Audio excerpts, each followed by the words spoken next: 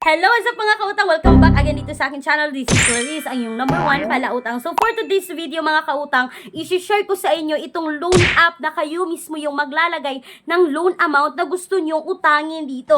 Kayo yung maglalagay kung magkano yung gusto nyong hiramin dito.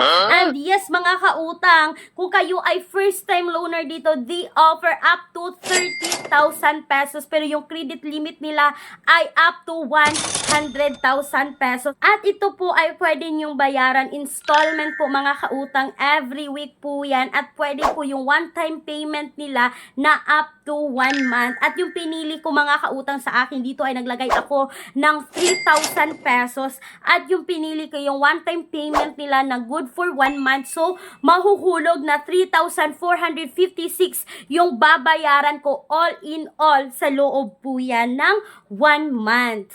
At yan yung pag-uusapan natin mga kautang. Hayaan nyo muna ako na i-share ko sa inyo yung aking experience dito bago kayo mag-install, bago kayo mag-download nito sa Play Store.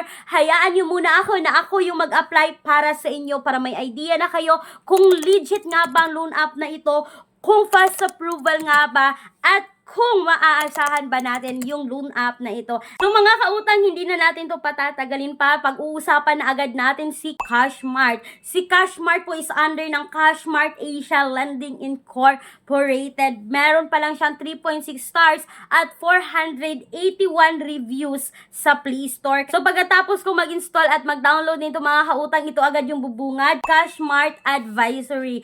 Dear valued client, our office operates from Monday to Friday, 8 a.m. to 6 p.m. To ensure the swift processing of your loan application, please keep your phone line open as we will be reaching out to you to proceed your loan request. At sabi dito mga kautang, we appreciate your cooperation. At pagkatapos kung basahin ang kanilang advisory mga kautang, kailangan nyo dito mag-login or mag-sign up. Kung kayo ay first time dito, so kailangan nyo mag-sign up. At ito na nga mga kautang, ang una-una nilang hihingin sa iyo ang inyong active email address. Kasi mga kautang, sa inyong email address is magsisend po sila dyan ng generated password was sent to your email. So magsend po sila ng password. Then kailangan nyo maglagay dito ng inyong active mobile number, at kailangan nyo ilagay dito yung code na sinend nila sa inyong mobile number. At then mga kautang, kailangan nyo mag-set dito ng PIN or fingerprint. At then pagkatapos dyan, ito agad yung bubungan. So mamili na kayo dyan kung kayo ay employed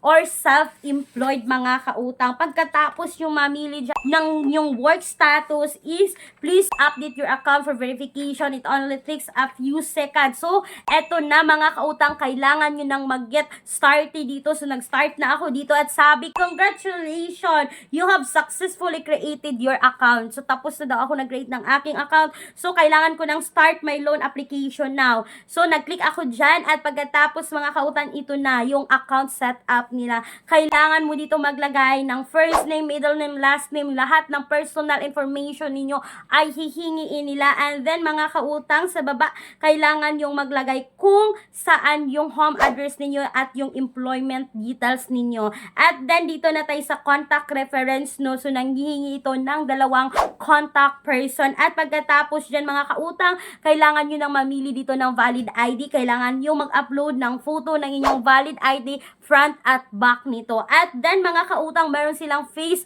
verification. So yung mga valid ID na pwede dito ay UMI, DSS, passport, driver's license mga kautang, at marami pang ibang valid ID.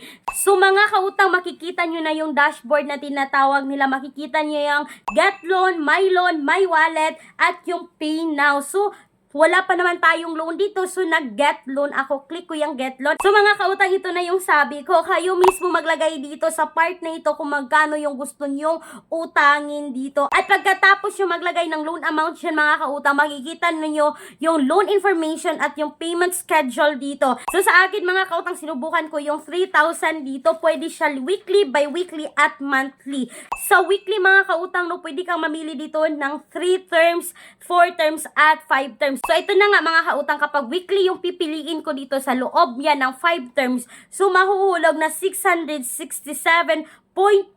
yung babayaran ko dito. 667.2 times 5 po mga kautang is 3,336 po yan. So, nasa 336 yung tubo. At eto na nga, no, sinubukan ko yung 3,000 na 1 month siya. So, 3,456 mga kautang yung babayaran ko dito. At sabi dito mga kautang, makikita mo talaga, 10% processing fee will be deducted upon disbursement. So, 10% processing fee will be deducted upon disbursement. So, meron silang 10% of your total amount na i-deduct dito mga kautang. Sabi pa dito mga kautang, want a faster approval? Go to account section, then requirements and take a photo of proof of billing or ATM card. So, hindi ko nabanggit kanina mga kautang no na itong loan app na ito is meron silang hinihingi na proof of billing or picture ng inyong ATM card para daw tataas yung chance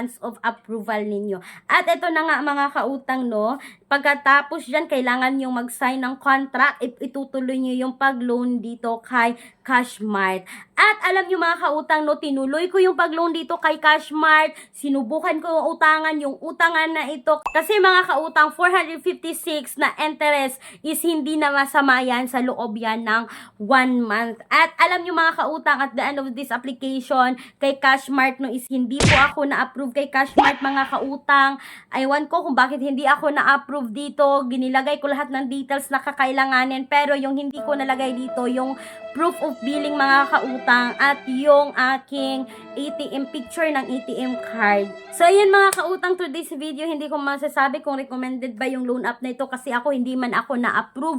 Pero malay ko mga kautang, baka sa inyo ay ma-approve itong loan app na ito, or baka sa inyo dyan, sa lahat ng viewer ko dito ay meron na nakasubok kay Cashmart, is you can comment down po ng inyong experience kay Cashmart para mabasa din ng ibang mga gustong umutang sa mga utangan na kagaya nito. Para may maging batayan din sila mga kautang no, para makabasa din nila yung mga na-experience ninyo.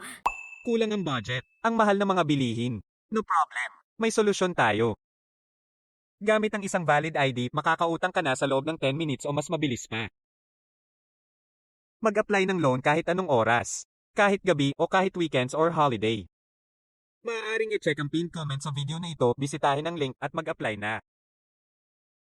At mga kautang, hindi ko sinasabi na na 100 sure ang approval dito, kasi ako nga hindi ako na-approve dito. May mga utangan online talaga na iba-iba yung mga naging experience natin. May iba na na-approve dito, may iba na hindi na-approve doon, may iba na-approve sa isang loan app. So mga kautang, kaya nga may mga alternatives online loan app tayo na sinubukan ng nakararami or subok na ng nakararami. Kasi for example, hindi kayo na-approve dito, kailangan nyo talaga. So may mga other options pa tayo mga kautang para sa mga legit at subok na utangan online na mga loan app na subok na ng nakararami. Maglalagay ako ng listahan po sa description box at sa pen comment section ng video na ito. I-visit nyo na lamang po. At mga kautang, bago ko tapusin yung video na ito, no, kung kayo ay employed or self-employed at gusto nyong umutang sa bangko, yes mga kautang, they offer minimum of 20,000, maximum of 2 million pesos.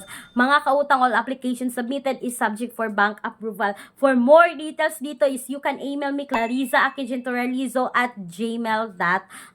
So mga kautang, that's all for today's video. Sana po ay nakatulong ito sa inyo, itong si Cashmart mga kautang. Gusto ko sanang ma-approve dito para paliwanag ko sa inyo lahat-lahat, pero ngayon ay hindi ako na-approve dito. So nasa sa inyong mga kamay pa rin ang desisyon sa pag-utang dito kay Cashmart. So once again, this is Clarice, ang inyong number 1 palautang, dahil utang is life. Bye bye bye.